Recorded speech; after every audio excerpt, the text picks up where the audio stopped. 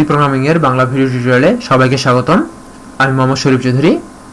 আজকের পর্বে আমি সুইচ স্টেটমেন্ট নিয়ে আলোচনা করব এবং আপনাদেরকে দেখাবো যে কিভাবে সুইচ স্টেটমেন্ট কাজ করে। সো প্রথমে আমি একটা ভেরিয়েবল ডিক্লেয়ার করি, ইন্টিজার নাম্বার।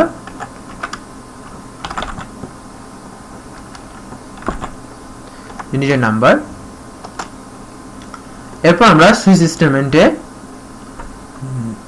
একটু বেসিক স্ট্রাকচারটা দেখব। এখন তার আগে ইনপুট নেওয়ার জন্য আমরা নাম্বারটা স্ক্যান করে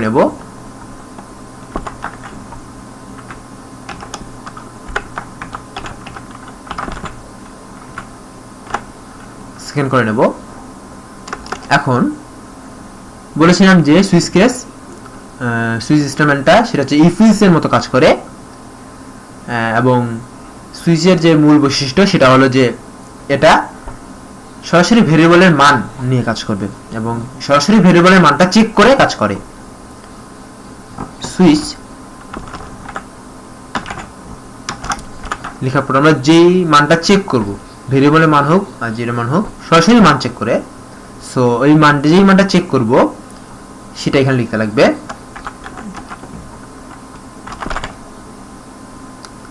সুইচ নাম্বার নিলাম, এর মানে হচ্ছে আমরা নাম্বারের মানটা চেক করব।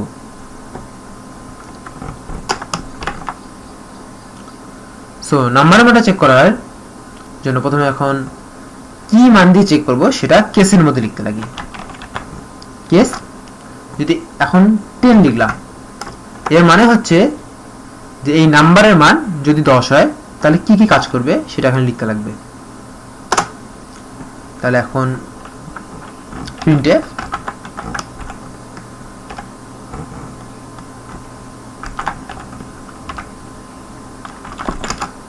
number is 10।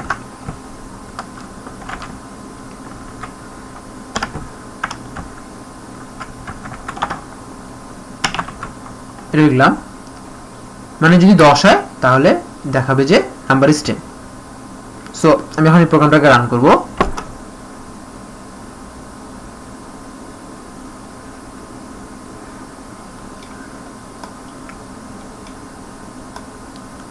এবং আমি 10 দিলে সে দেখাবে যে নাম্বার ইজ 10। আর যদি আমরা 10 না দেই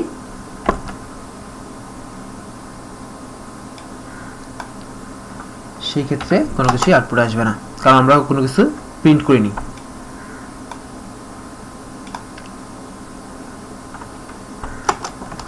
এবার আমরা যদি একাধিক কেস দিতে হয় তাহলে কেস 9 দিলাম।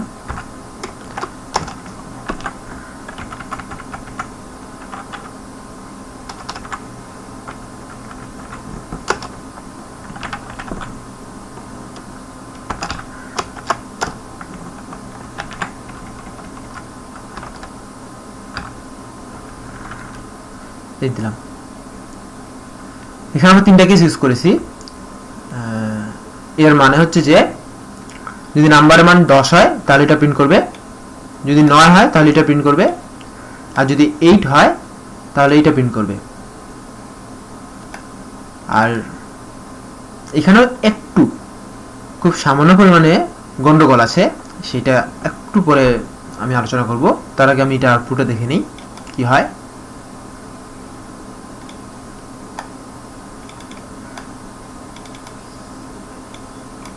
এখানে আমরা 8 দেব, দেখা যাচ্ছে যে নাম্বার ইজ 8 প্রিন্ট করেছে। এবার আসা যাক গন্ডগোলের ব্যাপারটাতে, যে আসলেই গন্ডগোলটা কোন জায়গায়।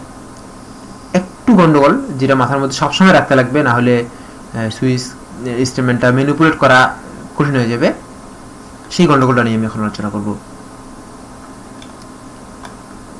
যদি আমরা 9 দেই সেই ক্ষেত্রে আউটপুট আসবে কি? 9 দেই সেই ক্ষেত্রে আউটপুট আসছে your number is 9, your number is 8। যখন আমরা 10 দিব তখন কি আসবে?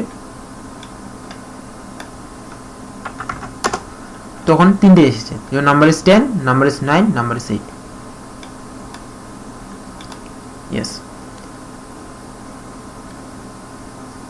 এই গন্ডগোলটা এরকম হয়ে গেছে। তার মানে হচ্ছে যে কোনো কিছু একটু ম্যানিপুলেটের ব্যাপারে একটু ঘাটতি আছে।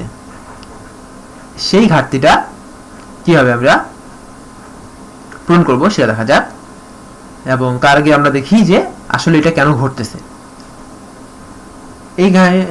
এই ঘটনাটা ঘটার কারণ হচ্ছে যে যদি কেসে কোনো একটা মিলে যায়, যদি কেসে কোনো একটা কেস মিলে যায়, তাহলে তার পরের কেসগুলো সবগুলাই সত্য হয়ে যাবে। একদম মাথায় রাখার ব্যাপার যে যদি কোনো একটা কেস মিলে যায়, মানে এখানে যখন 10 কেসটা মিলে গেছে তার মানে বাকি সবগুলাই সত্য। সো সে প্রিন্টফও করবে, এটাও প্রিন্ট করবে, এটাও প্রিন্ট করবে। হয়তো আপনাদের কনফিউশনটা এখন দূর হয়ে গেছে।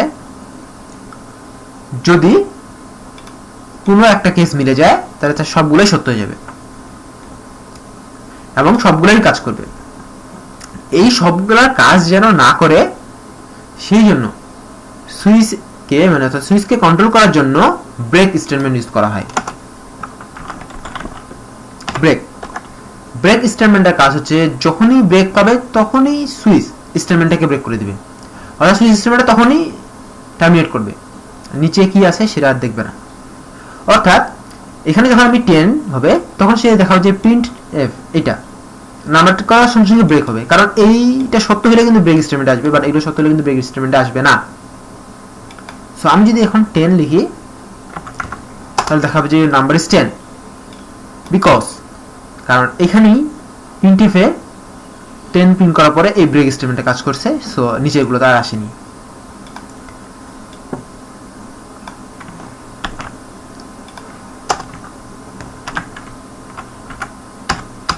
এই ব্রেকটা যদি আমি নিচে কাজ করি তাহলে একটু ভালোভাবে বোঝানো যাবে।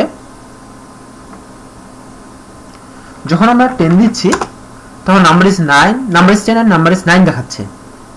এর কারণ হচ্ছে নাম্বার ইজ 10 কেস 10 এর ক্ষেত্রে সত্য বলে নিচে সবগুলো কিন্তু সত্য। এখন নাম্বার ইজ 9 এটাও কিন্তু সত্য হয়ে গেছে, কারণ 10টা যেহেতু সত্য। এখানে নাম্বার ইজ 9 প্রিন্ট করেছে, প্রিন্ট করার পরে ব্রেক যখনই ব্রেক পেয়েছে সে গড়ের সিস্টেমটাকে ব্রেক করে দিয়েছে, ফলে সে নিচে আসেনি।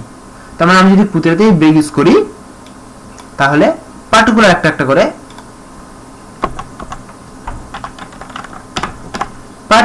একটা করে এক্সিকিউট হবে। অর্থাৎ যদি এটা সত্য হয় তাহলে এটা কাজ করে ব্রেক করবে, যদি এটা সত্য হয় তাহলে এটা কাজ করে ব্রেক করবে, যদি এটা সত্য হয় তাহলে এটা কাজ করে ব্রেক করবে। দেখি, ইয়েস,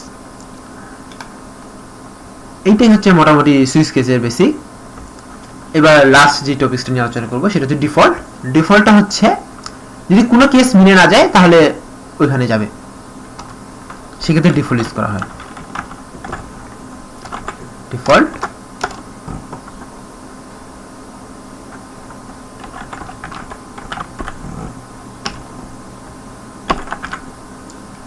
প্রিন্ট করবো আননোন।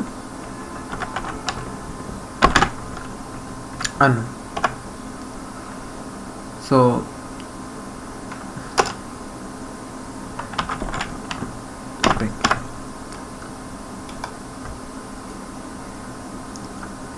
এখানে যদি আমরা 2 দিই তাহলে দেখাবে আননোন, যদি 5 দেই তাহলে দেখাবে আননোন, যদি 9 দেই তাহলে দেখাবে নাম্বার ইজ 9। যদি এখানে কোনোটাতেই ব্রেক দেওয়া না হয় তাহলে কিন্তু 10 যদি দেই তাহলে এটাও কাজ করবে, এটাও কাজ করবে, এটাও কাজ করবে, এটাও কাজ করবে।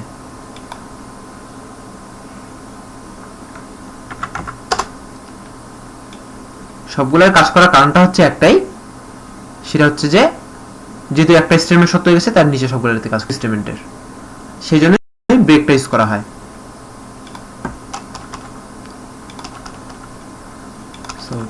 সুইচ স্টেটমেন্টের ধারণা এই পর্যন্তই।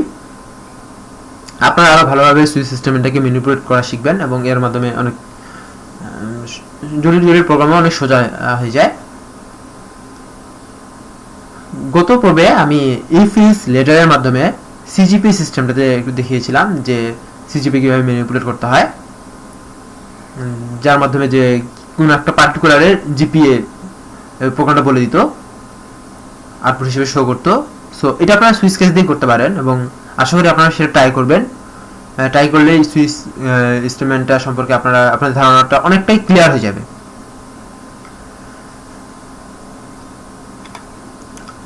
এবং এই ব্রেক এবং ডিফল্ট এই ব্যবহারগুলো একটু ভালোভাবে শিখতে হবে। আরও কিছু ব্যাপার আছে, সেগুলো হচ্ছে যেমন এখানে কিন্তু সেকেন্ড ব্র্যাকেট বা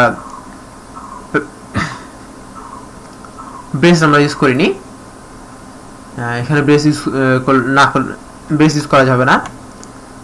আরও যেই ব্যাপারটা হচ্ছে যে কেসের পরে এখানে কিন্তু সেমিকলন ইউজ করা হয়েছে, কলন ইউজ করা হয়েছে, সেমিকলন নয়, এটা একটু মাথায় রাখতে লাগবে। আর সুইচ দিয়ে নাম্বার যেটা আমরা চেক করব, এই পার্টিকুলার ব্যাপারগুলো অনেক বেশি প্র্যাকটিস করতে হবে এবং অনেক বেশি প্র্যাকটিস করার মাধ্যমেই আমরা সুইচ কেসে ভালো কিছু করতে পারবো। সো ধন্যবাদ সবাইকে আমার সাথে থাকার জন্য। দেখা হবে পরের টিউটোরিয়ালে নতুন কোনো টপিকস নিয়ে। ধন্যবাদ সবাইকে।